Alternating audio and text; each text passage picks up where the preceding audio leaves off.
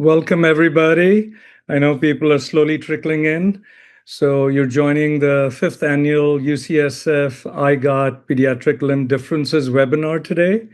And it's a 5.5-hour webinar. And we'll be discussing osteomyelitis in children and young adults, a global perspective.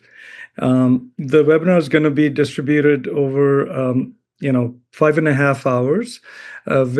It's going to be relatively fast-paced, and we'll go into the logistics in a second. But I want to also acknowledge our sponsors and supporters, including the Institute of Global Orthopaedics and Traumatology, the Department of Orthopedics here at UCSF, and of course, the professional societies, POSNA, Pediatric Orthopedic Society of North America, POSI, Pediatric Orthopedic Society of India, and LLRS, which is the Limb Lengthening and Reconstruction Society. Go ahead, Maré. Next, please. Here are my disclosures, some of which are relevant to this webinar. Go ahead, next one. And this is the beautiful slide of all our faculty. We have 26 experts from all around the globe representing, I think, 12 countries.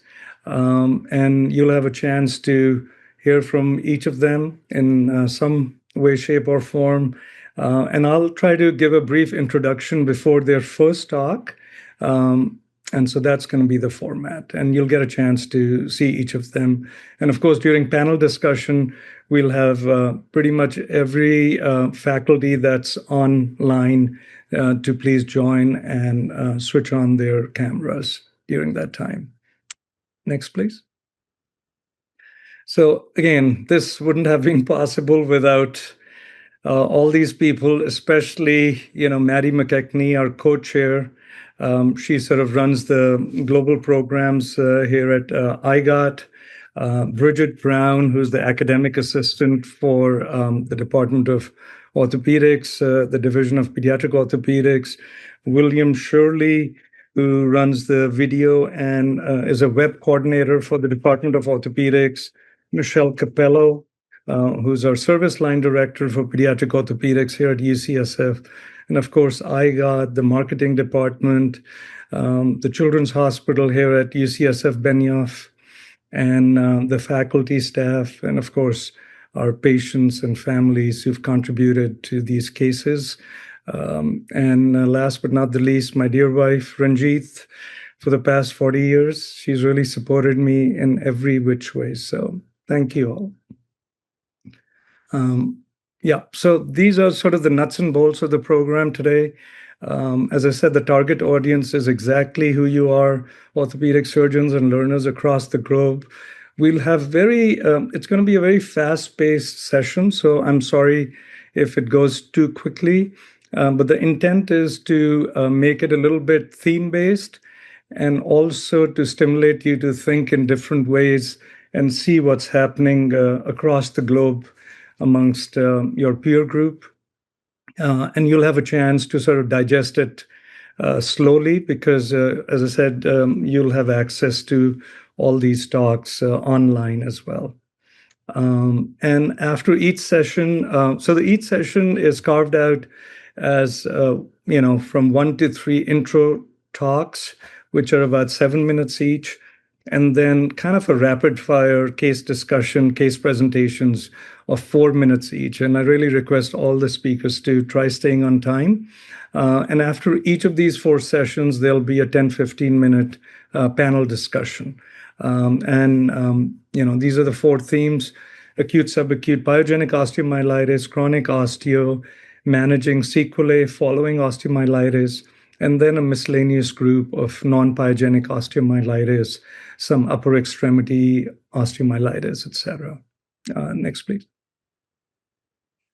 And again, just a few words about kind of the background of a webinar such as this. There's this so-called north-south divide depending on, resource availability. And it doesn't have to be based on continents or countries. It could be in the same city that we live in. And, there could be based on resource availability. And I think the intent here is to try to make it as a group discussion, interactive, and not just a play on words, but we could really all learn from each other. So that's really the theme here. And next, please. So I think we all realize in many different facets of life, the old model, unidirectional, doesn't seem to work. Next, please. So we're trying to make it bidirectional, just like in a lot of different spheres, so we can all learn from each other respectfully and collegially. Next, please. So again, bidirectional learning comes in many different forms. You visit a place, you see someone do something, you watch a video, and you're like, aha, I could utilize something like this. So I think a webinar such as this is hopefully going to stimulate you in both directions. So come up with some creative ways of doing and thinking, and ultimately taking better care of your patients. Next. And this is the last slide, which is a little bit of a busy slide, but I think this is the concept of what's called reverse innovation, that not everything has to be trickling down from a resource-rich environment to a resource-poor environment, but it could be a trickle-up effect, if you will. A classic example is the Ilizarov methodology, which, as you know, started in a low and a limited resource environment, and then sort of has trickled up and is being modified in many different ways. So I think in this webinar, we're going to try to keep that theme in focus. I think we're done. So what's the goal here? Again, knowledge exchange, as I mentioned, brief case presentations, and try to make it a principle-based learning. And you're lucky that we've got so many well-experienced faculty. So please take advantage of this using the Q&A portion of your screen in the webinar to put down any questions, comments you have. And so again, the chat and the raise hand function is going to be disabled, but please liberally use your Q&A function. And then Dr. Colleen Sabatini has graciously agreed to be the sort of Q&A moderator, and she'll sort of keep us updated, including the faculty, as questions trickle in. So we're right on time. So we're going to start our first session, and the theme here is acute and subacute pyogenic osteomyelitis. And I'm happy to introduce our first speaker, which is Dr. Reggie Hamdy, a dear friend of mine, who's a professor of pediatric orthopedics at McGill University in Montreal, Canada. And he's also the past president of the Limb Lengthening and Reconstruction Society.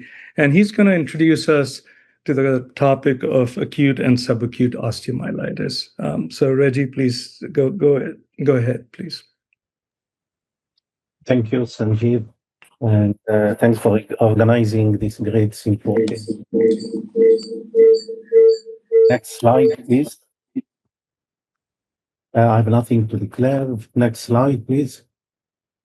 The objectives of this 7-minute seminar is to emphasize really 5 things. Number one, that acute hematogenous osteomyelitis always remain a clinical diagnosis.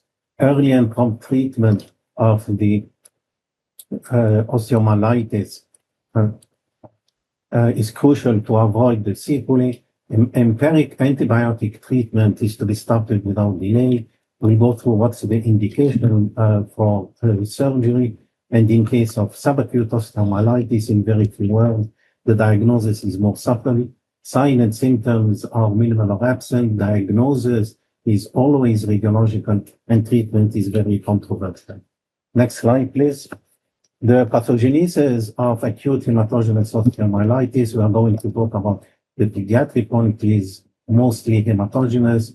It's almost always starting in the metaphyseal area. Why? Because of the sluggish blood supply, and this region is very vulnerable. Almost half of the children have a history of minor trauma. And from there, it spreads through the cortex to the periosteum and outside. Next slide, please. The blood supply changes after about 1 year to 16 months. Previous to this, the blood supply causes the physis. However, after this, it does not cause the physis in the blood supply to the epiphyses. However, we know now that the crossplate does not give 100% protection against the spread of infection. Recent MRI studies have shown that the infection can spread through the crossplate. Next slide, please. The clinical presentation in infants and neonates, what we have to be really careful is that the immune response is not fully developed, and therefore the signs and the symptoms may be really minimal, and it can be a very insidious and very variable presentation. We have to be careful about pelvic osteomyelitis, which is very often difficult to diagnose, and the presence of pseudoparalysis in a neonatal child should always raise the suspicion of an infection. Next slide, please.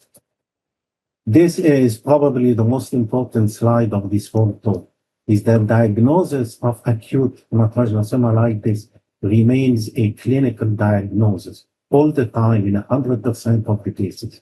The presence of a localized bony tenderness in the absence of trauma in a child who is unwell is acute osteomyelitis until proven otherwise.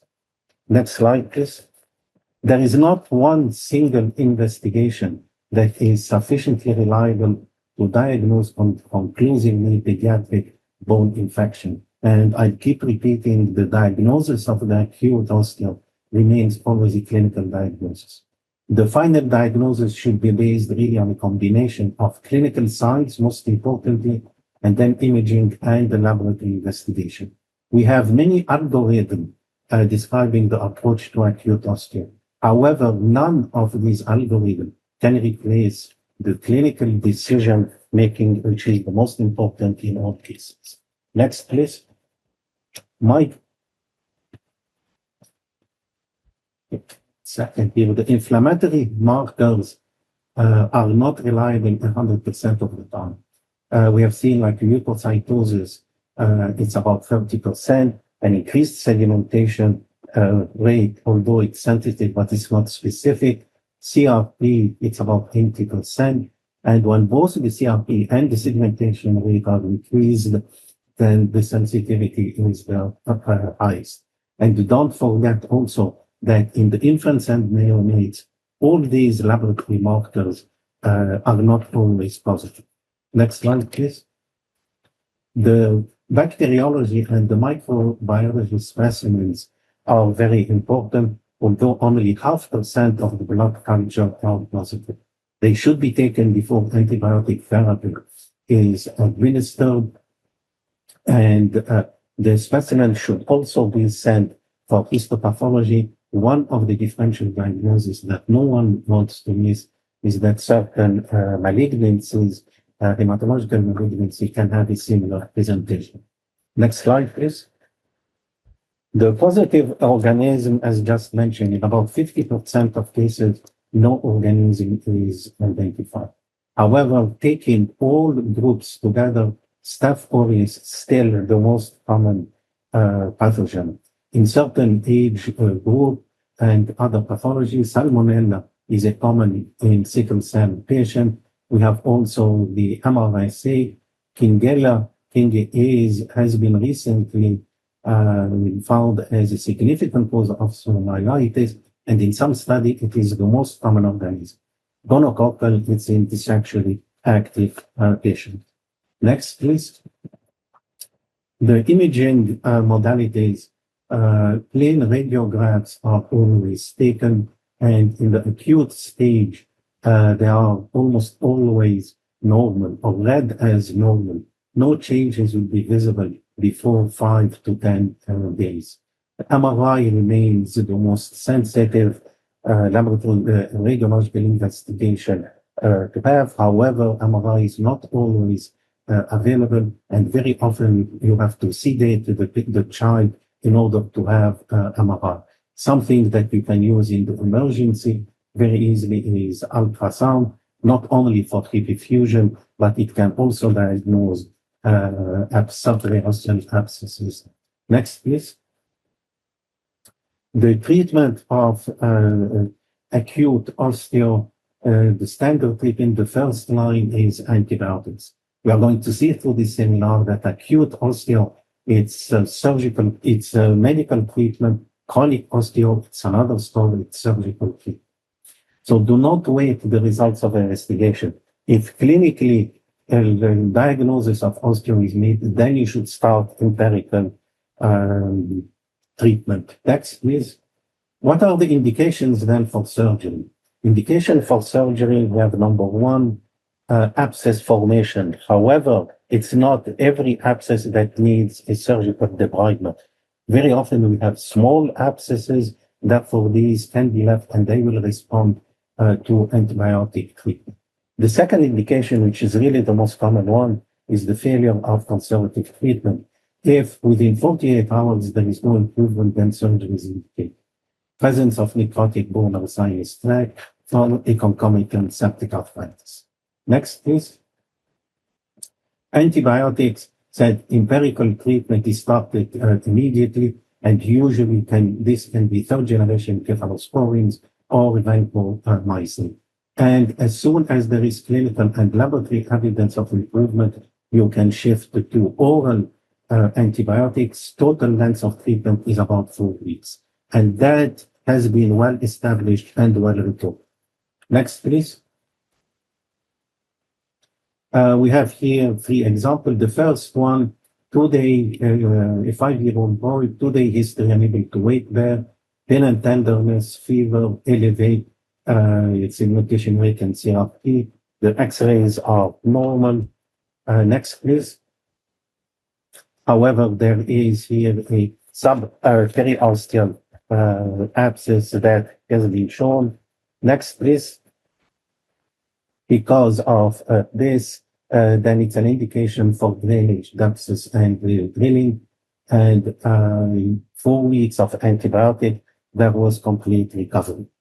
Next, please. There are potential sequelae of acute osteo. If there is any delay in the treatment, it can lead to chronic osteomyelitis with all its sequelae. Next, please. This is a second case as a possible sequelae. 5-year-old delay in the treatment. He was started antibiotics, but it was more a few weeks late, and he had a muscle arrest, as you can see here. Next, please. The next 4 are about subacute osteo. It's a completely different pathology, and an acute osteo will not change into a subacute osteo. An acute osteo that is neglected will go into chronic osteo. So again, the subacute, it's a completely different thing. Pathology, minimal signs and symptoms, mild pain and tenderness, very insidious onset. There is no systemic manifestation. Inflammatory markers are usually negative. Blood cultures are negative. The diagnosis, however, in these cases, it's always radiological in 100% of cases. The typical example is what we call the broadest abscess in the proximal tibia. The good news is that there is a good prognosis. In the differential diagnosis, chondroblastoma osteoid are the great. The treatment we are going to see, it's very controversial. Next, please. The 2 classification, the most common, it's the Glattil classification, and you can see it here. Broadest abscess proximal tibia, punch-out lesion metaphysis, punch-out lesion diaphysis, multiple onion-like layers, epiphyseal lesion, and lesion that cross metaphysis and the physis. Next, please. The second classification includes type 4 here that has been added, and it includes the vertebrae, the pelvis, and the oscalces. Otherwise, it's the same as the glut. Next, please. We have a treatment. It's controversial. Many authors recommend conservative treatment. Others recommend surgical treatment, and reports from both give very good results. Next, please. Next. We have here the first example, a 3-year-old. Next, please. And we have this lesion, a kissing lesion, both in the metaphysis and the epiphysis, as you can see here. Next, please. The MRI shows the typical lesion crossing the physis. This really has only one diagnosis, and it is a subacute lesion. Next, please. The patient was, just to go back one, the patient was treated conservatively with antibiotics. There was no need for surgery, and the lesion healed completely. Next, please. This lesion, it's in a 14 months old. You can see the typical lesion in the metaphysis.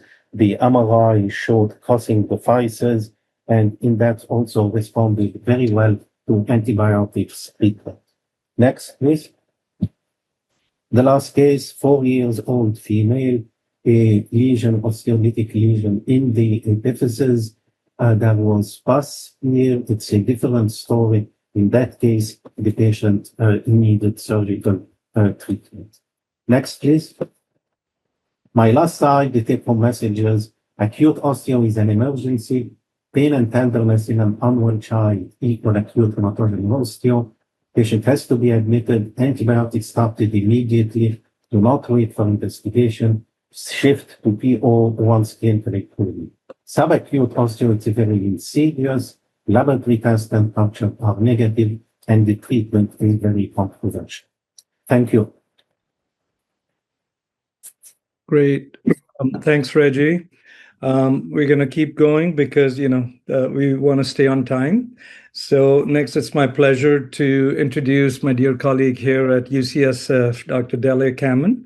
She's a professor of radiology here at UCSF and is really our major contributor and partner in clinical conferences on a weekly basis. And she's our go-to person anytime we have a question about a musculoskeletal problem. So Della is going to talk about, infection from a radiologist's perspective. Della, please take it from here. Thank you. Hello, everyone, and greetings from California. It's really an honor to be here with you today. So over the next few minutes, I'll discuss imaging approaches to acute hematogenous osteomyelitis in children with a focus on practical decision-making across different practice settings. Next slide, please. I have no relevant disclosures. Next slide, please. So why does imaging matter? Well, acute hematogenous osteomyelitis remains an important cause of morbidity worldwide, and imaging helps us to confirm the diagnosis, define the extent of disease, identify complications, and guide intervention. So no single imaging modality is perfect. The best imaging study is the one that answers the clinical question and is available in your practice setting. Next slide, please. I'll briefly review major imaging modalities and conclude by discussing emerging rapid MRI approaches. Next slide, please. So, as we've already heard, bacterial seeding localizes in the metaphysis because of abundant sluggish metaphyseal blood flow and decreased phagocytosis. The pathway of spread is shown on the right and explains many of the imaging findings we will encounter in acute osteomyelitis, including marrow involvement, subperiosteal abscess formation, epiphyseal disease, and joint involvement. Next slide, please. Metaphyseal equivalents occur at chondro-osseous junctions in flat and round bones, so osteomyelitis may occur outside the classic long bone metaphysis. So on the right, the orange asterisk highlights subtle osteomyelitis of the ilium adjacent to the triradiate cartilage. Next slide, please. Every modality has a role. The question is not which modality is best, but which modality best answers the clinical question. Next slide, please.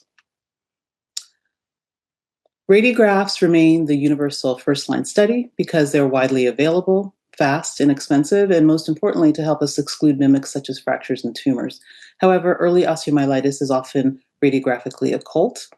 Soft tissue swelling may be evident within the first 48 hours, but osseous changes typically do not appear for 7 to 14 days. And the key teaching point is that a normal radiograph does not exclude osteomyelitis, and negative findings should always be interpreted in the appropriate clinical context. Next slide, please. So this patient's radiographs were essentially unrevealing in early disease. while MRI clearly demonstrates osteomyelitis with marrow involvement, subperiosteal abscess formation, the orange astrices, which is elevating the periosteum, the yellow arrowheads, and an associated joint effusion, the blue arrow. Next slide, please. Ultrasound can't directly evaluate the marrow, but it excels at identifying joint effusions, subperiosteal collections, pyomyositis, and soft tissue abscesses. Most importantly, it can rapidly identify drainable collections that can immediately change management. Next slide, please.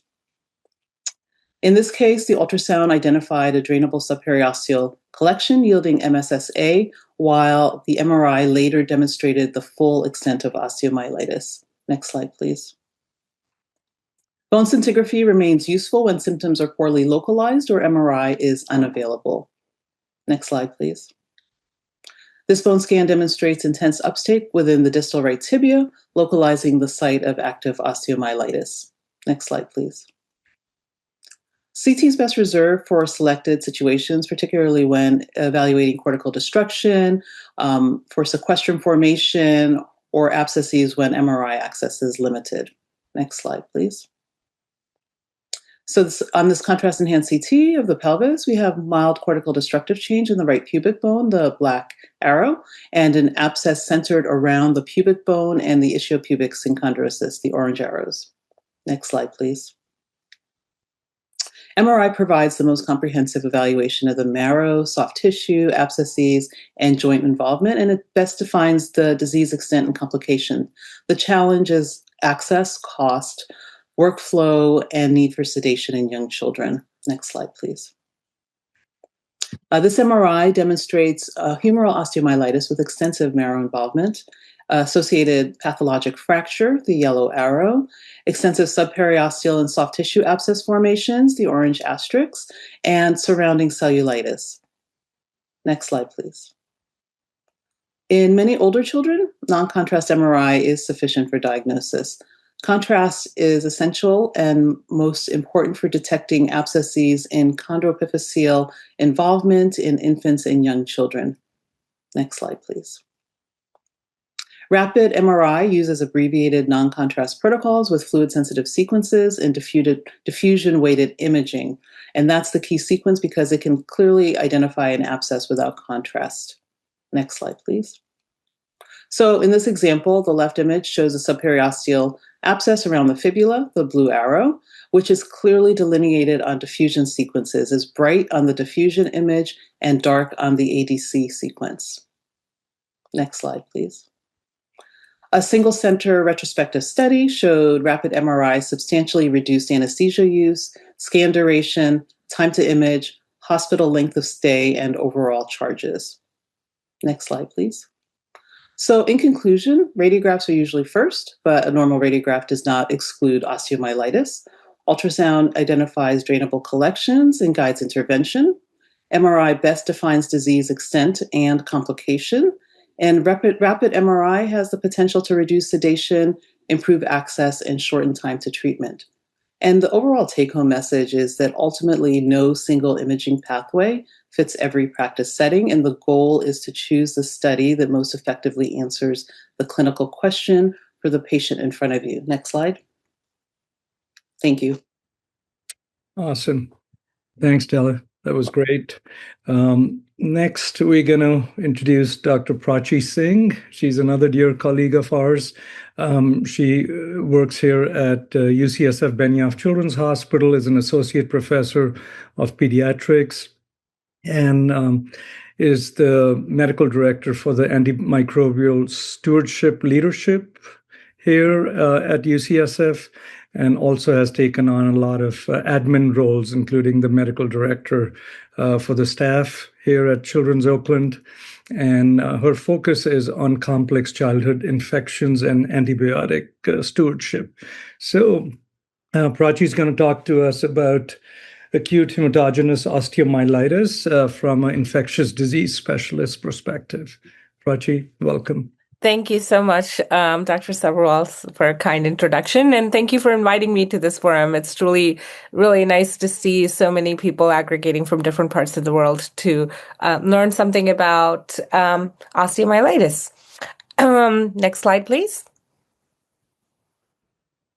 So I have no disclosures. I forgot to add that slide, but going and jumping right into it, this will be a nice sort of amalgamation between the first talk, Dr. Reggie Hamdy's talk, and Dr. Della Kammen's talk, because we'll sort of combine a little bit of the two things. But yes, it's a clinical diagnosis and should be suspected in anybody, any child who's presenting with fever, localized pain, and refusal to bear weight, or in infants, pseudoparalysis. It should prompt you to think about acute hematogenous osteomyelitis.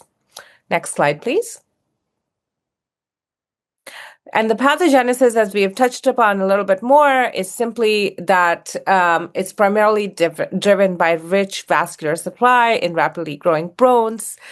Infecting organisms often enter via the nutrient artery and that travel to the metaphyseal capillary bones, where they replicate and trigger inflammation. So bacteria loves to find a nice juicy supply of blood vascular environment, and then they go rapidly.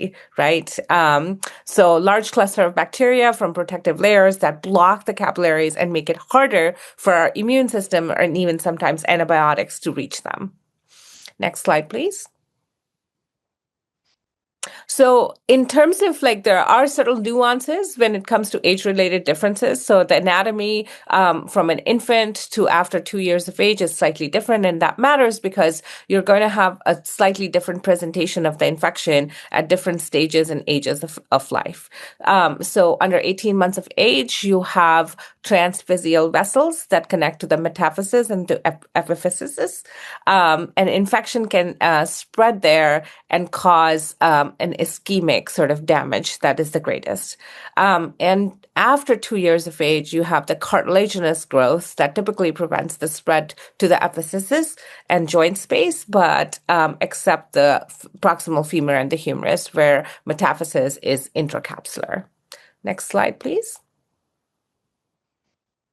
And then really the epidemiology is that we see it in young kids. We see it in the first 5 years of age.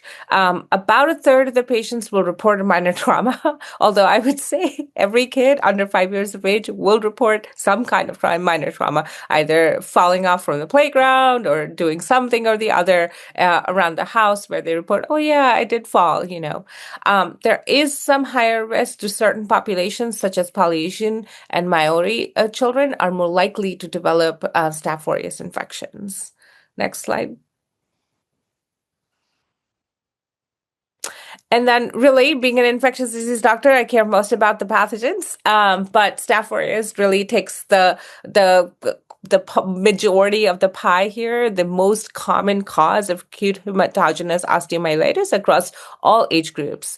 As Dr. Hamdy mentioned before, Kingella is also common under 3 years of age. The one thing to keep in mind is that unlike Staph aureus, Kingella doesn't grow very well in culture mediums. So when you have a culture negative environment, you can do PCR-based testing if that's available, but really it's a fastidious organism and doesn't really like to grow well.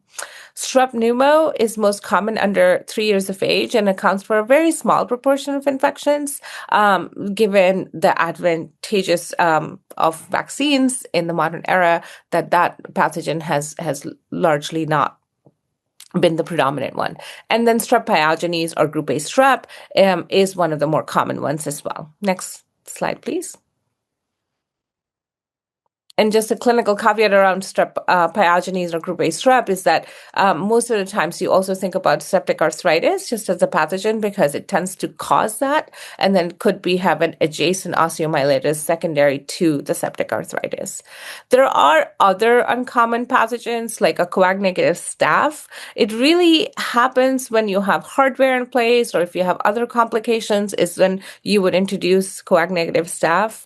Other enterogram-negative bacteria, anaerobic bacteria are really secondary to trauma. And I'm sure you'll get talks about this later on in the webinar, but there are granulomatous infections like Bartonella, TB that can also cause acute hematogenous osteomyelitis. Next slide, please. And anytime you have serratia as a causative pathogen in culture medium, it should prompt you to think about an immune condition called chronic granulomatous disease, or CGD, because it is an uncommon pathogen to have in immunocompetent patients. Really, the impact of vaccinations on osteomyelitis and really the infectious burden in children has been enormous and great. So with the advent of Hib, or Haemophilus influenza vaccine, before that, there were 10 to 15% of cases under the age of 3 that would have Haemophilus, and the disease burden was quite high. However, it's very rare to have that now post-vaccine. And similarly with strep pneumo as well, widespread use of pneumococcal conjugate vaccine has significantly reduced that proportion as well. Next slide. And then this is a visual depiction of where you're going to find it most often. So you can see the large bones like the femur, humerus, and the tibia are the more common sites. And also Dr. Hamdy mentioned that pelvis osteomyelitis is rather rare and difficult to diagnose sometimes, and also is not causative in the vast majority of cases. Next slide. This is sort of like more in diving into how we're sort of differentiating and launching into complicated versus uncomplicated osteomyelitis. So uncomplicated is generally defined if you have a single bone, you have a rapid sort of onset with resolution of sepsis signs and symptoms. You also have a rapid resolution if you have bacteremia associated with it, and you don't necessarily have any other risk factors like DVT and other things. And you can see conversely, if you have more than 2 bones, if you have a slow recovery, if you've had, I would also consider multiple positive blood cultures, and also needing to have surgical interventions for more than once, you would consider it complicated. And that has implications in terms of like how long you would treat it for IV therapy, and also some implications into the source control aspect. Next slide.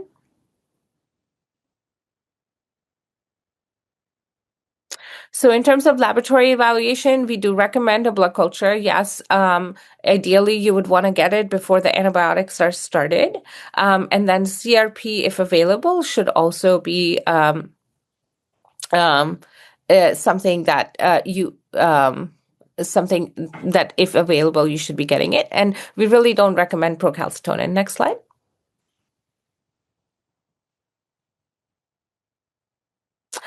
So again, just kind of going into the same thing, like blood culture alone can identify a pathogen in 1/3 of the patients. Next slide.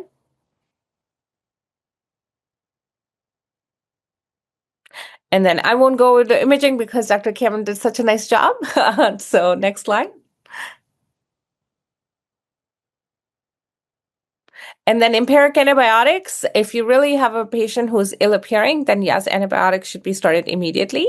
There is a caveat in certain circumstances when you have a diagnostic uncertainty and the patient is very well appearing. You can wait for antibiotics and get your consultations with infectious disease and orthopedic surgery before giving the antibiotics. And this is only in a setting where your patient is very, very clinically stable. Next slide. And then for empiric therapy, we really target staph aureus. So cefazolin, oxacillin, nafcillin is our first line. It also actually covers Kingella. But if you have special circumstances where the child has sickle cell disease, then you would want to consider 3rd-generation cephalosporin like ceftriaxone. And then high MRSA settings, you would consider clindamycin or vancomycin. Next slide.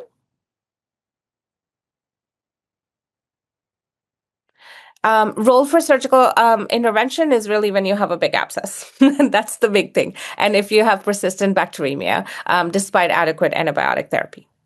Next slide. And then really the response to therapy is CRP monitoring. We try not to get ESRs. ESR can also be elevated if you have severe anemia, which can be the case sometimes when you have a severe infection.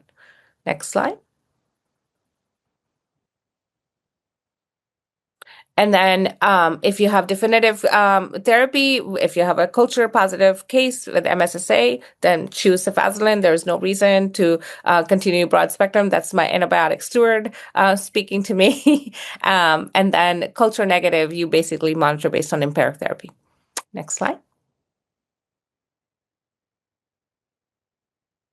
And then you can definitely do oral antibiotics. They have great bioavailability. They're very well tolerated. There's no reason to do IV antibiotic unless there are special circumstances, like short gut or malabsorption.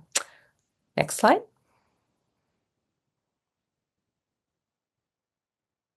And then the course of therapy is 3 to 4 weeks, IV plus oral. And really the 5 to 6 weeks are for very slow responsive therapies or complicated osteomyelitis. Next slide.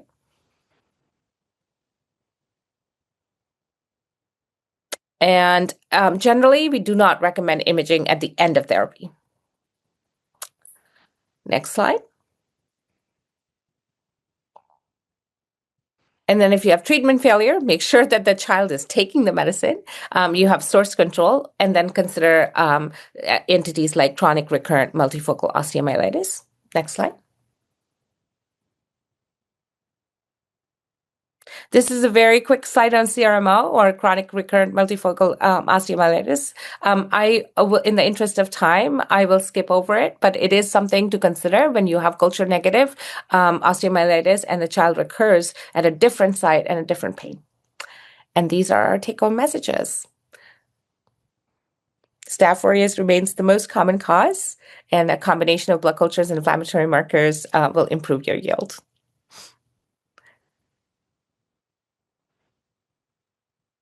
Awesome. Thanks, Thank Prachi. you so much. Yeah, that's great. I know we're a few minutes behind, but I think we'll be okay. We'll catch up. Next, so we're going to jump right into case presentations. And I know some of you in the audience are like, oh, this is too fast. Don't worry, you can digest it at your own pace. So next, I want to introduce my dear friend, Dave Spiegel. Dave's a pediatric orthopedic surgeon. He's a professor at University of Pennsylvania and works at the Children's Hospital of Philadelphia. He has the distinct honor of having received at least 5 humanitarian awards, including from the AOS, POSNA, Scoliosis Research Society, et cetera, et cetera. He's also co-edited the iconic textbook on global orthopedics and works overseas quite a bit, including at Hospital and Rehab Center for Disabled Children in Banepa, Nepal. So Dave's going to start our case presentation session. Take it away, Dave.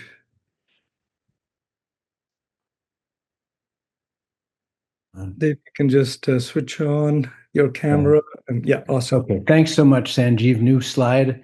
Apologize, I'll go fast on this one because it's a lot of material. So here's a 14-year-old boy, came in, 2 weeks of pain, had some swelling, had elevated inflammatory markers. New slide.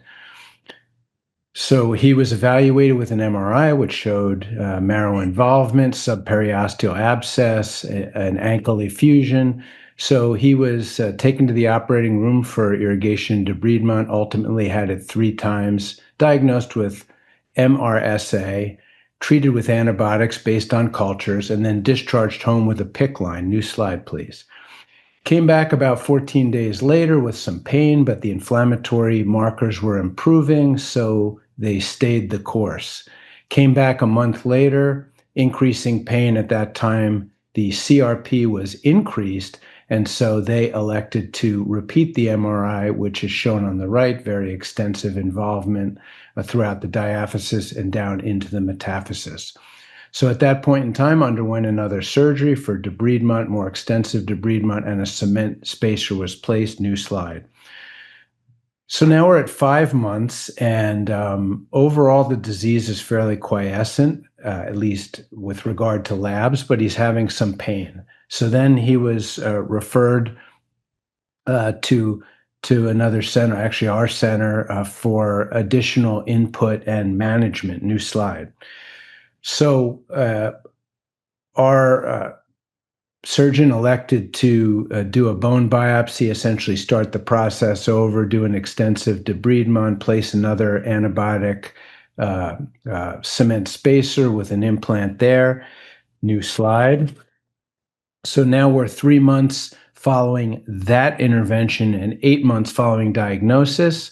It appeared that there was a pathologic fracture. New slide. They checked a CT scan, which showed that there was essentially, extensive bony involvement, that there was a non-union, and that the fibula had fused to the talus, and the tibio-talar joint doesn't look so good either. New slide. So at that point in time, the labs were doing just fine. The patient was clinically doing well. Antibiotics were discontinued, and they elected to get a white blood cell scan, which essentially was read as perhaps showing what would be considered appropriate healing rather than infection. New slide. So then the decision was made to remove the spacer, to graft, to debride and then graft the defect, and then to place a frame. New slide. So now we're 7 months following that, and or rather 2 months with the fixer and 12 months from the time of diagnosis. You can see the images there, early healing. New slide.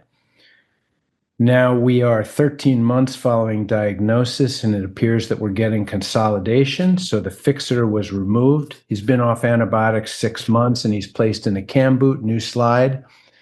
And the following images now are showing you at 14 and 19 months following diagnosis.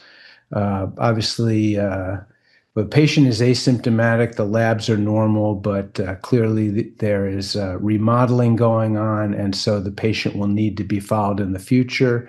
New slide. Hope I'm not over time. I think particularly when you're dealing with organisms like MRSA, often it can be very, very difficult to control the initial disease process and ends up with sequelae, so a staged approach is required. Obviously, in the chronic setting that, treat it like a tumor, disease-free survival is probably best if you can get a wide margin, but that isn't always possible. So in this case, we have cautious optimism after 14 months. Thank you. Awesome. Thanks, Dave. I know. Thanks for keeping us on time. And just for the audience, we're going to have a lot of repetition in terms of the themes, the cases. So you're just getting a flavor of it. So it's my distinct pleasure to introduce next another dear friend, Dr. Peter Maré. He's the head of pediatric orthopedics at Grace Hospital in South Africa and a lecturer in the Department of Orthopedics at KwaZulu-Natal University in South Africa. And he's another great thought leader in limb reconstruction, including infections and Blount's disease. Go ahead, Peter. Thank you, Sanjeev. First slide, please. Next one. Okay, I'm presenting a case of a 7-year-old boy who presented to us, as some of the other speakers have spoken about, a couple of days after sustaining a fall on the soccer field. He initially had a painful right knee, and that pain, it's spread. It's involved the whole lower limb and even the lower abdomen as well. His limb was warm to touch, and he had decreased range of motion. Next slide. On clinical examination, he had a tachycardia and tachypnea. He had a swollen thigh, swollen knee as well. He was unable to move either his hip or his knee actively, and he resisted any passive motion of those two joints. He had tenderness in his lower abdomen and signs of peritonism as well. So we were concerned about an abdominal syndrome presentation of pelvic osteomyelitis in this case. So we wanted to get advanced imaging, but unfortunately we couldn't get an emergent MRI available. But we could get a CT, but that showed no pelvic collection, so we were clear there, although a fecalith and inflamed appendix was reported. His cardiac echo was normal. Blood investigations revealed anemia, normal white cell count, a raised ESR, and a very high CRP, more than 300. Blood culture that was taken initially later revealed a methicillin-sensitive Staph aureus. Next slide, please. So the CT scan of the lower limb, also the axial cut there through the hip, shows an intracapsular collection on the right side. Next slide. An axial view lower down the thigh shows a subperiosteal collection as well as intramuscular abscess with pyomyositis. Next slide, thank you. So his initial management, high dose fluoxetine, and we added clindamycin because we were concerned for toxin secreting staphylococcus, fluid resuscitation, and PEDS ICU consultation. He had emergent surgery, and that involved hip and knee arthrotomy open, and then proximal and distal lateral thigh access to drain his pan-femoral subperiosteal abscess and intramuscular abscesses. We also made cortical windows proximally and distally and irrigated the medullary canal. And he had a simultaneous laparoscopic appendectomy. Next slide. So this is his immediate post-op X-ray image. And you can see that besides for the cortical windows there's still no real signs of osteomyelitis. If you look closely, you can probably see some. Next slide. So his in-hospital course, we continued IV antibiotics. He had scheduled redebridements at 48 and 96 hours, and his CRP followed a favorable course, dropping down. We repeated this every 48 hours. He was discharged on day 15. We applied a half hip spica cast, and he was discharged on oral flucloxacillin. Next slide, please. And there you can see his X-ray at 1 month following infection. There's extensive cortical rarefaction of the whole femur with periosteal new bone formation. Next, so he's still in a spica cast at this stage. Next slide. 3 months. This is at 3 months just after the spica cast was removed, and you can see remodeling occurring there. And the window is still visible distally there on the lateral. Next slide. And this is at 10 months. I don't see the text there. But basically at this stage, the patient was doing very well. He had no problems. He had completely returned to normal activity. There was some concern we were looking at that proximal femur, and we thought there might be a growth disturbance in the future, and we were planning to follow him up for that. Next slide.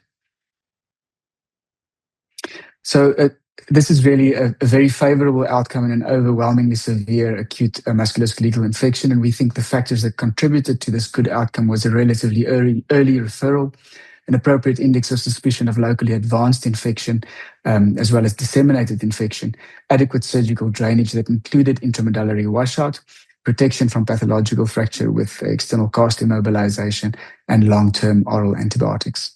Thank you. Awesome. Thanks, Peter. Moving right along. And again, I see there are some Q&A questions coming up, so please keep them going. And, some of those will be covered in the next section as well. So hang in there and keep doing what you're doing. So next, it's my distinct pleasure to introduce Dr. Sunil Wijayasinghe, another dear friend and colleague from Sri Lanka. Sunil is an examiner and lecturer in surgery at the University of Colombo, and has held several leadership positions, including council member for the Sri Lanka Orthopaedic Association, and has been the past president of the Sri Lanka Orthopedic Association. So welcome, Sunil. Please take it from here. Yeah, thank you, Sanjeev. I mean, to organizing this brilliant academic exercise and then inviting me to be a part of it. Next slide. So basically, my patient is a 2-year-old boy who presented to us with pain and swelling of the right thigh and right hip, about 2 days history. And when he came to us, he was febrile, he couldn't move the leg, and then basically he had pseudo-paralysis of the right lower limb. Next slide. And we did investigate. I mean, as soon as he came to the ward, of course, the initial infective screens are done that include ESR, CRP, full blood count, and a blood culture. And after we do that, we start antibiotics. Usually it is anti-staphylococcal antibiotics. And while the child was on antibiotics, we did a imaging ultrasound scan of the right hip and the right thigh. There were no collections in the right hip, and there were no subperiosteal collection in the thigh. And when we wanted to do MRI, the parents were not very happy to anesthetize the child. But at that point, we had done a clinical diagnosis of acute osteomyelitis, which was supported by the above findings. Next slide. And then we started IV antibiotics after taking blood for culture. So obviously it is anti-staphylococcal antibiotics, and initially it is intravenous.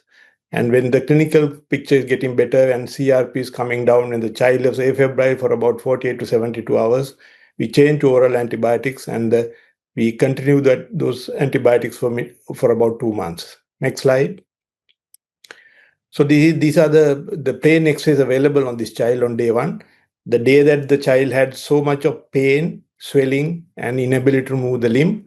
And these are the appearance of the plain X-ray. Next slide. And this is on day 14. And at this point, child was clinically better, moving well, CRP has come down, and afebrile. But you can see how, as mentioned by the previous speakers during their introductory talks, I mean, these are the changes you see after 2 weeks in a child with acute osteomyelitis. Next slide. So during follow-up, there was a good response to intravenous antibiotics, and we changed accordingly when culture and antibiotic sensitivity test was available. And we were able to convert to oral antibiotics in this child on day 6. And then at the end of 2 months, blood markers were back to normal, and he started walking without any limp after 3 months. Next slide. So my take-home message, of course, this is mentioned several times by previous speakers. Acute osteomyelitis is a clinical diagnosis. It is very, very important to know that. And MRI scan is the most sensitive investigation to diagnose acute osteomyelitis at early stage. And appropriate antibiotic is the mainstay of treatment. Remember, the antibiotics save life as well as the bone. And in most cases, in acute osteomyelitis, surgery is not required. So intervention at the right time is the key for successful outcome. Thank you very much. Thanks, Sunil. Another great talk. Next, it's my pleasure to introduce my dear colleague, Jill Flanagan. Jill is a pediatric orthopedic surgeon at Children's Healthcare of Atlanta and is the co-medical director of their Limb Differences program. She's currently the first vice president of the Limb Lengthening and Reconstruction Society and soon to be the president of that society. And I know Jill's on call today. So Jill, thank you so much for being here. Please take it. Yeah. Again, thank you, Dr. Sabharwal and the UCSF team for inviting me here today. I'm already learning a ton, and it's fascinating just seeing different treatments across the globe and at the same time, all us having the same problems. Next slide, please. So this is a case of a 10-year-old male, and at the time of his presentation had 10 days of severe right ankle pain. He's febrile, he won't bear weight, he has diffuse ankle swelling, erythema laterally, and he has severe pain with any passive motion. And you can see from his lab values, everything is quite elevated. And of note here, I'm in the United States, he's a Spanish-speaking patient, and my Spanish speaking is okay, but it definitely changes things when we have a language barrier. Next slide. Radiographs are unremarkable, just what we learn from a radiologist. I just see diffuse soft tissue swelling, but no other bony changes. Next slide. So here's his MRI upon presentation. And so we're seeing axial, coronal, and sagittal views, really showing an intraosseous abscess, as well as a subperiosteal abscess posteriorly. There's also an ankle effusion. And so we knew we were going to be taking him to the operating room, but I wanted this just beforehand, just for surgical planning. And after I saw this, we went straight to the operating room. Next slide. And so during the operation, I did a pretty aggressive surgical debridement, drained the subperiosteal abscess. Once that was all drained, made multiple drill holes in the bone, as we've been talking about. There was purulent seen within there. And then I placed a wound vacuum dressing. And then we did an arthrocentesis of the ankle joint and had purulent. So then we did a separate irrigation debridement of the ankle joint and then closed that over drain. Took him back several days later. Washed everything, closed it over drain. Cultures came back as methicillin-resistant Staph aureus, contacted our infectious disease colleagues, which they recommended clindamycin, as you're seeing here. Next slide, please. And of course, on follow-up, here he is at 4 weeks, feeling better, but definitely not feeling normal by any means. And to me, these x-ray findings were a little bit concerning. But he hadn't finished his antibiotic course yet. And so my plan was to repeat his MR in 4 weeks. Even though we can see some changes still in the acute infection stage, it just was quite concerning that he was developing a chronic infection based on the severity of his acute infection. And he's not the most compliant with his antibiotics, so we talked to him there as well. So here's his follow-up MRI, which happened a little later than I wanted, again, because of his language barrier. So you can still see my cortical window, but we're still seeing another intraosseous abscess, although the subperiosteal abscess is certainly improved. Next slide. So that's just the MR findings, which again are the same as we already discussed, which everybody can see. Next slide, please. So again, given his continued pain in the MRI findings, I decided to take him back again and repeated his irrigation debridement, bone cultured and irrigated. Those cultures came back negative. And then I added some calcium sulfate with tobramycin as well as vancomycin just for some better local control. Next slide. And then he comes back 4 weeks later, and this is the first time he's really felt better. Again, those cultures were negative. His pain is better. Obviously, his x-rays don't look as good as he feels. But since he was feeling better and he still had an extensive course of antibiotics to go, I thought I would decide to see what his body was going to do, if he was going to heal and get better, or was he going to get worse. But at this time, since he was asymptomatic, I left him alone. Next slide. And then he comes back now 12 weeks post-op from the second operation. And shockingly, this is the best he's ever felt. The mom is noticing, though, this anterior prominence. And to me, these x-rays are concerning for sequestrum and development of a chronic osteomyelitis. And so recommended to repeat his MRI again just to determine if there was any true necrotic bone. And this would then dictate his treatment. Next slide.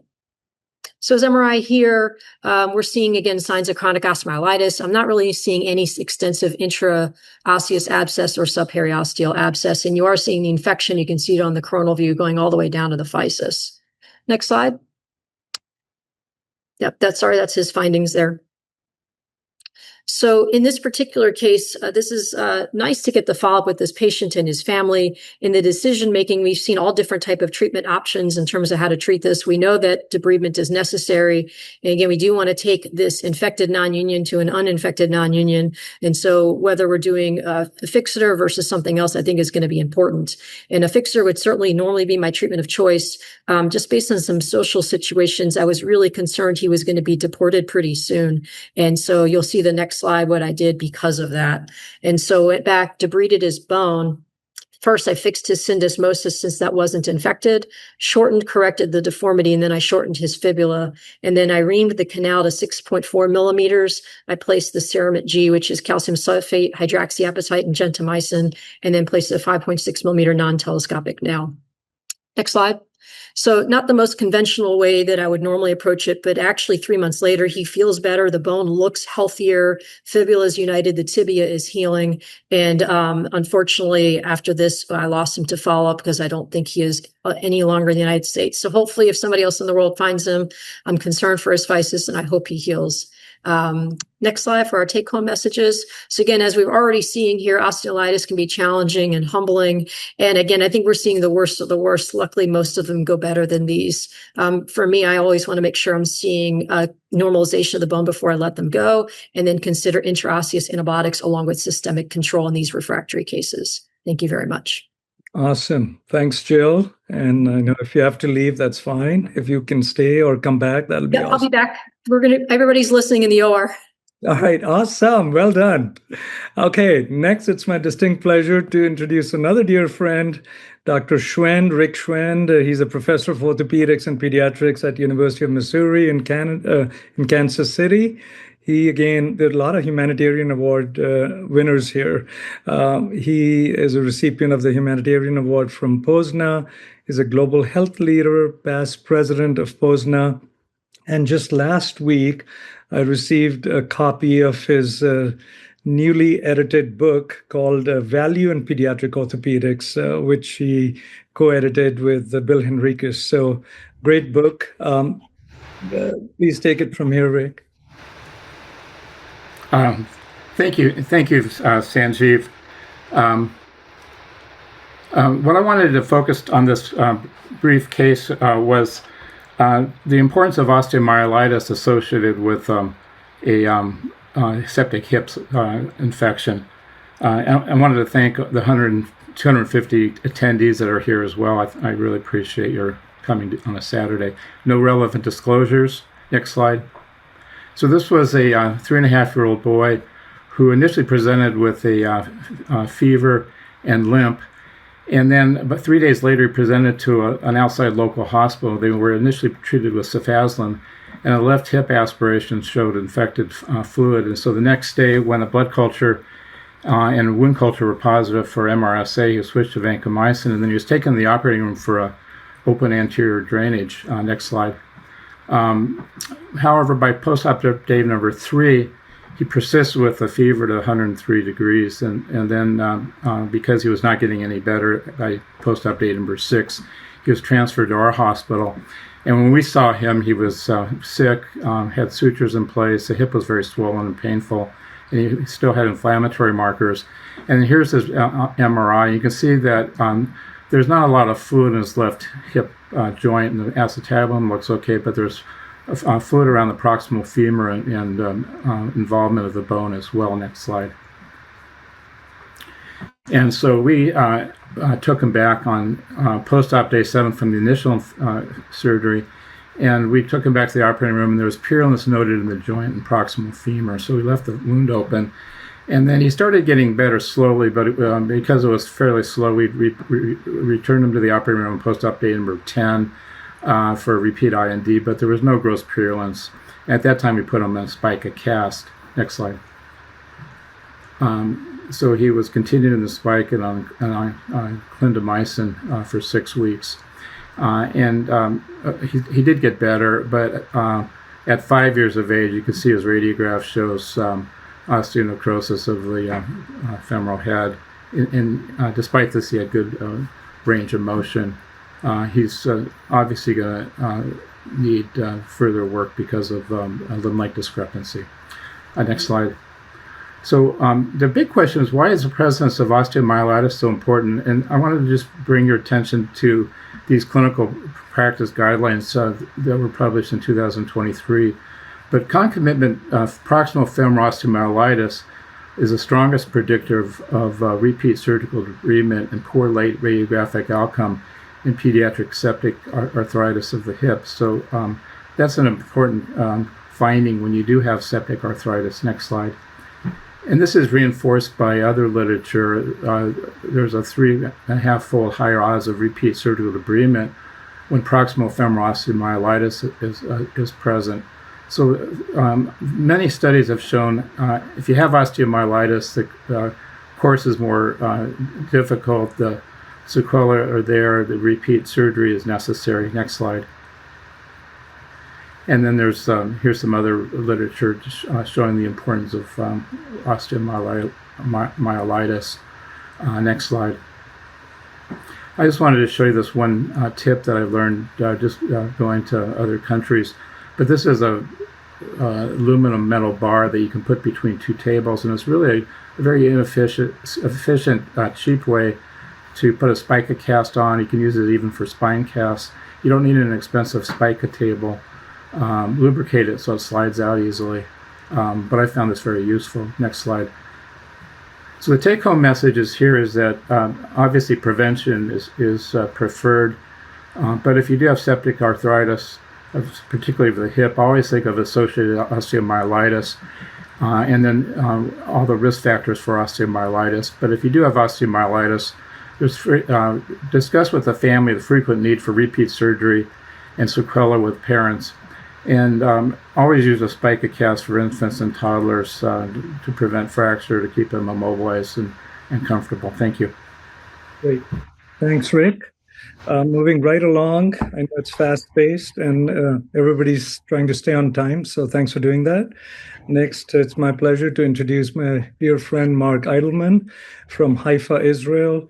Mark is an associate professor at the Rappaport Faculty of Medicine, the director of pediatric orthopedics at Ruth Children's Hospital in Haifa, and the past president of the Israeli Pediatric Orthopedic Society. Welcome, Mark. Thank you, Sanjeev. My case about acute osteomyelitis of the femur during intramedullary lengthening, which is so common today. Next slide, please. So the case about 15-year-old boy, when he came to me, he has congenital short femur and fibular mammalia. 10 years before, he underwent tibial lengthening and knee spanning X-fix to prevent knee subluxation, which is so common in congenital short femur. in another hospital. Next slide, please. So he had a procurvatum of 57 degrees, and I corrected it with hexapod to 81. His X-rays were typical for the syndrome, except of the area of sclerosis, as you can see in the mid shaft of the femur. Next, please. Next. So previous X-fix is always risk of infection, and be prepared for troubles. Should we give preventive antibiotics before intramedullary lengthening? This is the question. And there is no consensus in the literature. Next slide, please. So his operation was really uneventful, except the need to rim canal, femoral canal with rigid reamer in the area of the local stenosis. Remember the sclerosis of the midshaft of the femur. 5 days later, his dad told to me that there is a leak of purulent discharge from the osteotomy site, all wounds looking red and infected, and on the cultures were staph aureus. Next, please. So I did aggressive debridement and irrigation, and we put VAC for 3 weeks. 3 weeks, he received the IV antibiotics and then continues with oral cefamizine. The question is, should you continue with the lengthening? I decided that I will go with it, with lengthening 1 millimeter per day. Next slide, please.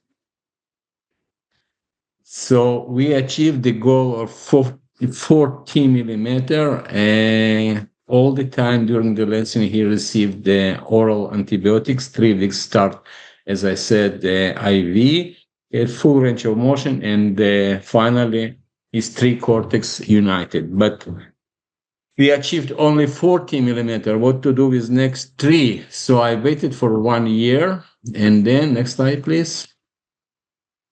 Next slide, please.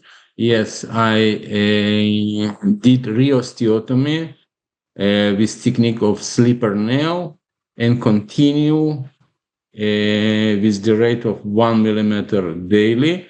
But that time I gave 2 weeks before surgery and all the time during distraction period oral cefamizine. Next slide, please. Finally, we achieved another 3 centimeter of lengthening. And next slide, please. And it's united. So my take-home message, that previous X-fix is always risk of exacerbation of sleeping chronic infection. There is no consensus of the literature on prophylactic antibiotic treatment. In my opinion, lengthening might be continued under umbrella of antibiotics. Thank you very much. Thanks, Mark. And again, this is a good case to demonstrate that, even if you don't have access to a motorized lengthening nail, those principles still apply. So great. Next, it's my distinct pleasure to introduce another dear friend, Dr. Mohan Belthar. Mohan comes from Phoenix Children's Hospital. He's the clinical professor of orthopedics at Creighton University in Phoenix and the director of the pediatric limb reconstruction program there. And he's also co-edited a great textbook on pediatric musculoskeletal infection principles and practices. So thanks, Mohan. Please take it from here. Thank you, Sanjeev, for the kind words. I have no disclosures relevant to this talk.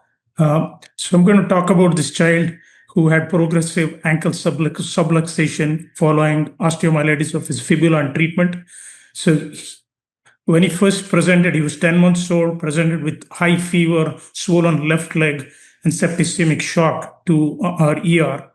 And clinical evaluation was consistent with an infection of the left leg, along with likely compartment syndrome of his left leg and multiple organ failure.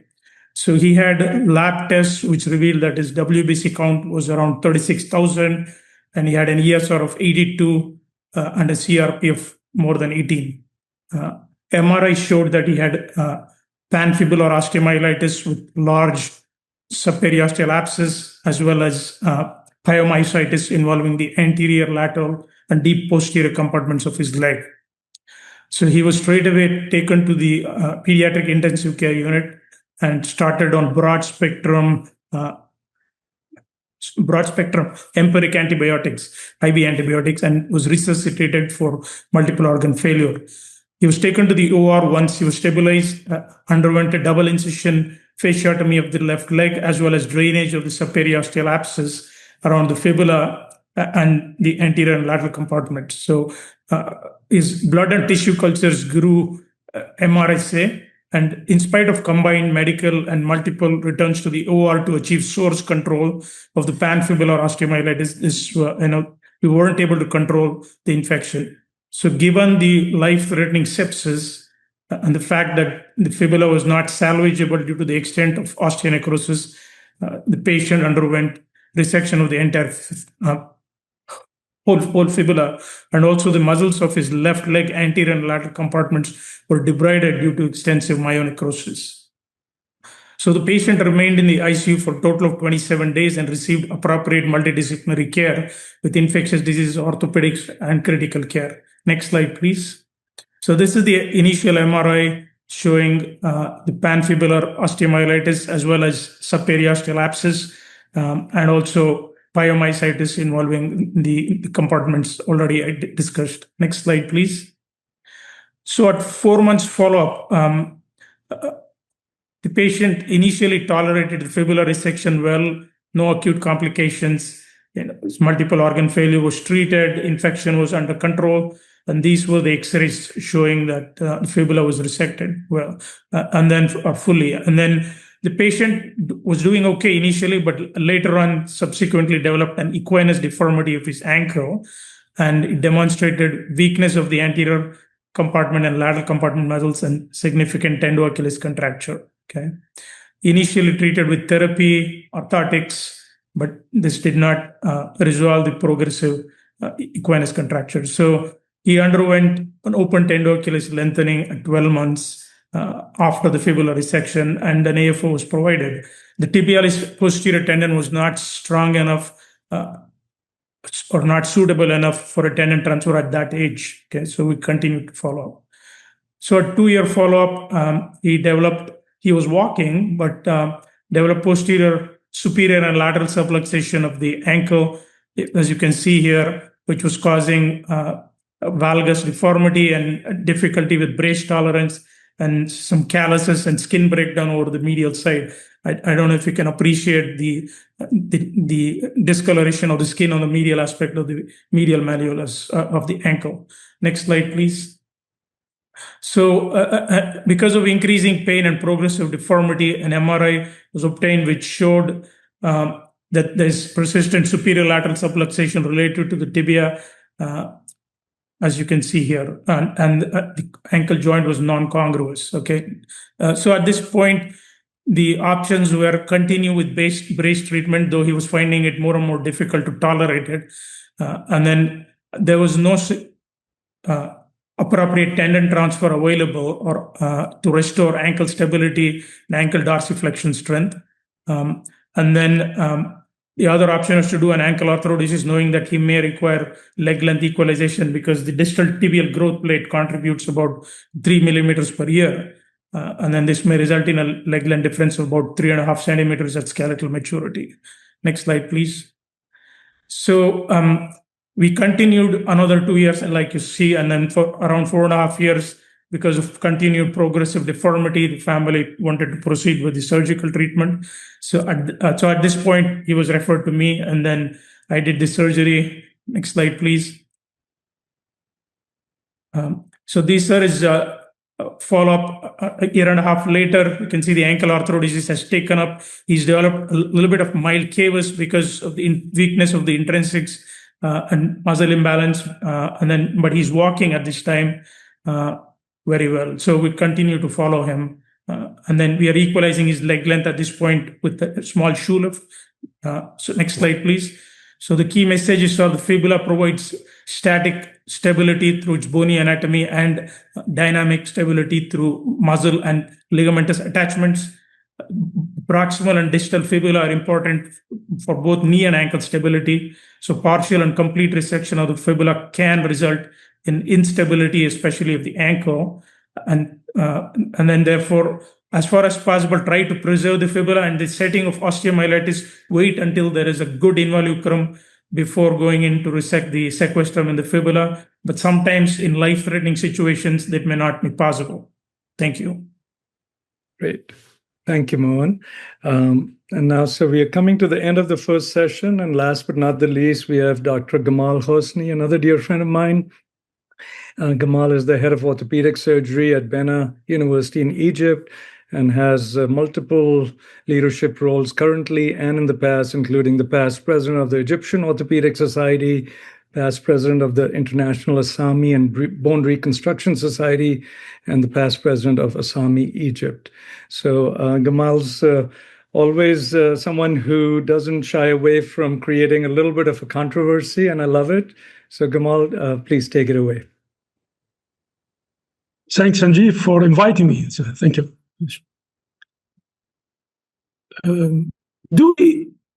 There is a place for conservative treatment of acute pediatric infection? This is the question. Next slide. This patient, 5 years, 8-month girl, it's not from Egypt, with a history of fever, vague history of non-penetrating direct trauma, local pain, tenderness over the left forearm, treated elsewhere by antibiotics, just antibiotics. It was not my choice. So she came to me with this picture after 3 weeks. Next. And the differential diagnosis was osteomyelitis of the radius, which is 4% only in literature, or osteomyelitis from infarction associated with sickle cell disease, neoplasms, or fracture. She had no sickle cell disease, no neoplasm, and there was no history of fracture. Next, please. So I started to follow up the patient. This was the X-rays of the patient in the middle of December 2020. Hemoglobin 12.6. Anyhow, the treatment possible, we have surgical drainage, which should be always considered when a child does not respond to empirical antibiotic therapy. And we gave her just empirical antibiotic therapy. She presented to me again after 2.5 months, and the ASR is 8, C-reactive protein 0.6, hemoglobin. She's improving. And our diagnosis was chronic osteomyelitis. Next, please. Chronic infection is additionally defined by formation of a sequestrum of dead bone. Successful resolution of such infection usually requires surgical debridement, a prolonged antimicrobial treatment. This is the literature, and we don't believe in that. Next.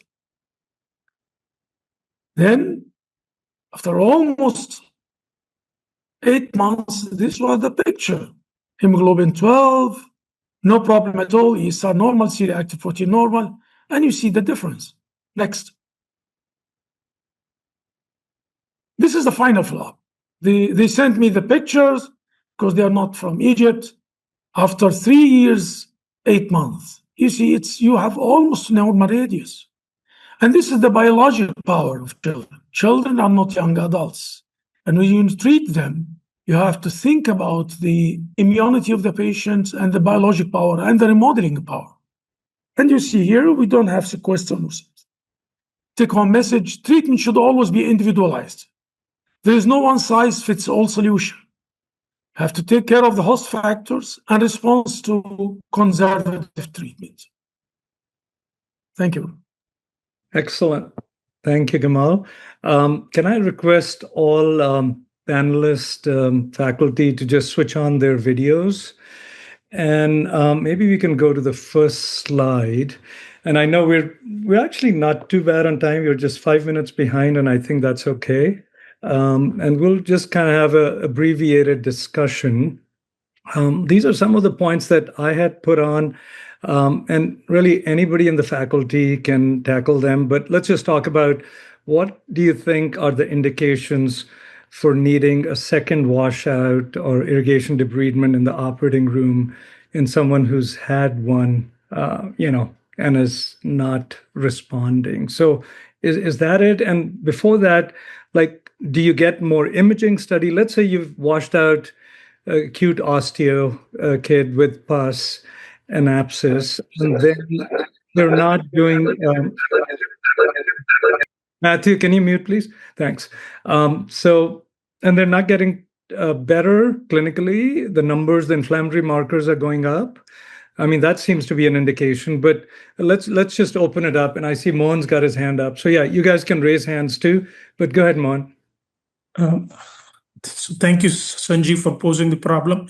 I think the main thing, what we practice here is that I think multidisciplinary decision-making and shared decision-making with the family. So I think if we can't get source control of the site of infection, and I think Dr. Sachi very clearly showed the difference between uncomplicated and complicated osteomyelitis. So if the clinical response, the temperature chart is not coming down, the lab markers are going up instead of trending down, and and clinically you see that the child continues to have symptoms and signs, and then that's a indication for repeat imaging and decision making with the multidisciplinary team, including pediatric infectious diseases, the pediatric hospitalist, family, and the orthopedic surgeon. And then after that, I think go to the OR. Yeah, Della, can I ask you a question too? Sometimes when we get an MR in a post-op situation, there's all these post-op changes, and I feel like sometimes they sort of overread it. I mean, what's your take on it in terms of getting a follow-up MRI? And do you sort of try to image more up and down, or what's recommended? So certainly with post-op changes, you're going to see edema in the marrow, but we're really looking for the big picture, like, is there an abscess complicating, in the soft tissues or in the bone marrow? Because I think just, chronic changes in the marrow are going to be difficult to delineate between post-surgical changes and concurrent infection. And in terms of whether we image the entire body, certainly if symptoms are non-localizing, and we know that osteomyelitis can be more aggressive now and multifocal, for younger children, we definitely, if MR is available, recommend doing a whole body, just a fluid sensitive sequence, which can be really quick. And in a younger child, because you don't have to do much coverage, that can be helpful to make sure that there are no other sites of involvement. Great. Did I answer your question? Right. Yeah, awesome. And I know we're short on time, but yeah, Phil and then Peter, and then we'll go briefly to the next couple of questions. Go ahead, Phil. I just wanted to build a little bit on what Dr. Belther had said. I think it's really important to give the clinical markers, the lab values, time to change. Because I've seen not uncommonly a push from the pediatric team or the ID team on post-op day one. Oh, the CRP went up. We've got to go back to the OR. They're getting worse, but they clinically look better. So look at the curves of all the markers that you use and their expected time to improve. Because if the patient looks better on day one and the CRP is worse, that's actually the expected result of a large surgery, depending on what was done. So give it a minute or two a day to start to curve if the patient looks good. If the patient looks bad, that's a different scenario. All right, Peter, thanks.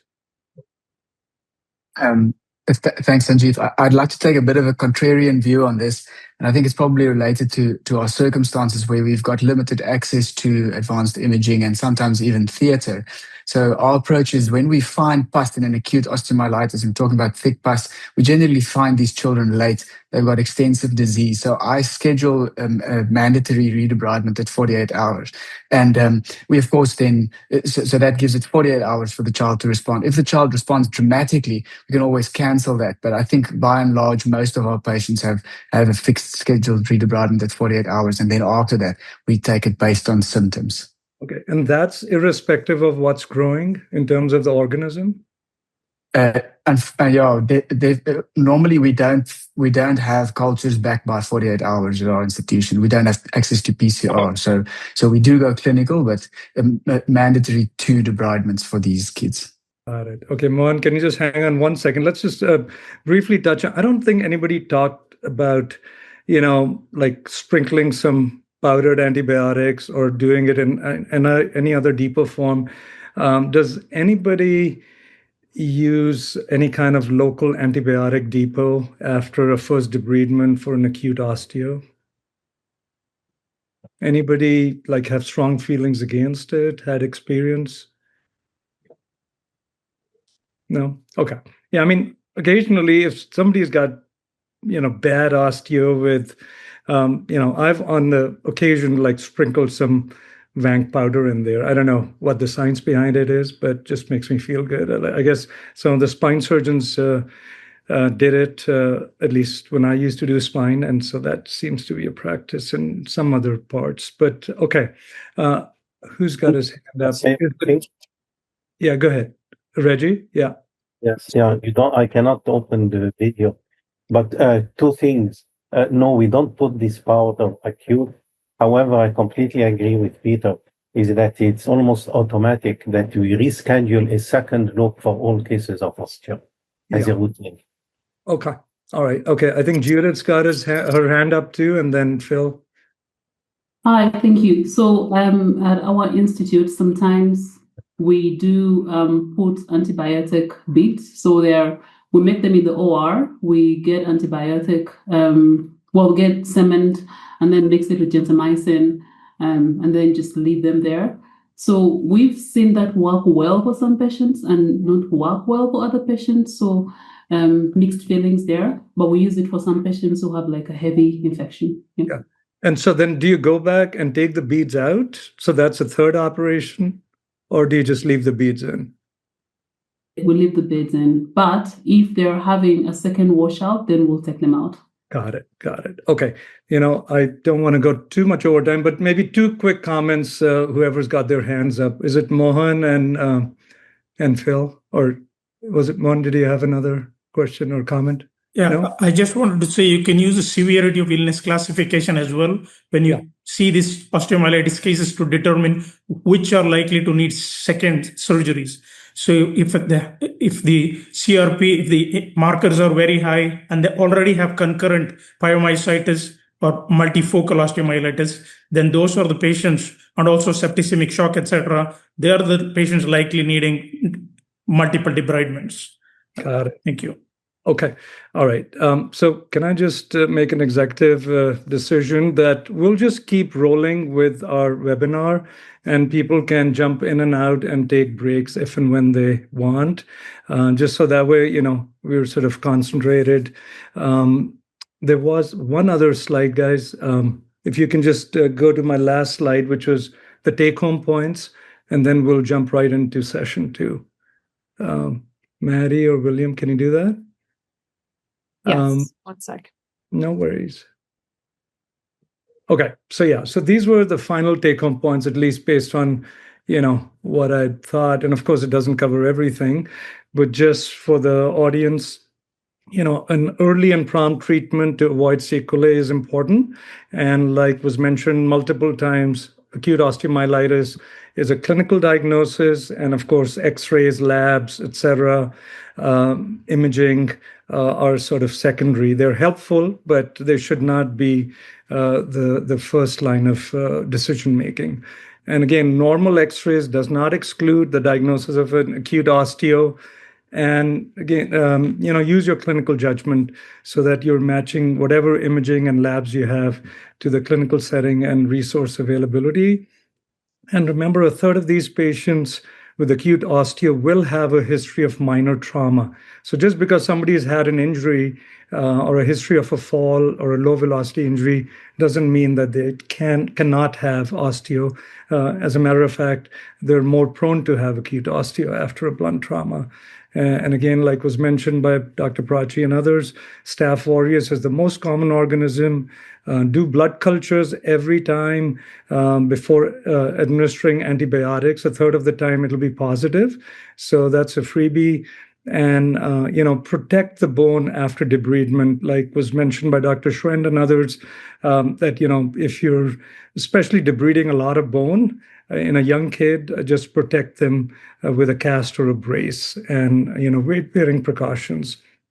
And again, if you have a delayed diagnosis, you have osteo with an associated septic arthritis or organisms such as MRSA, then the prognosis is worse. All right, awesome.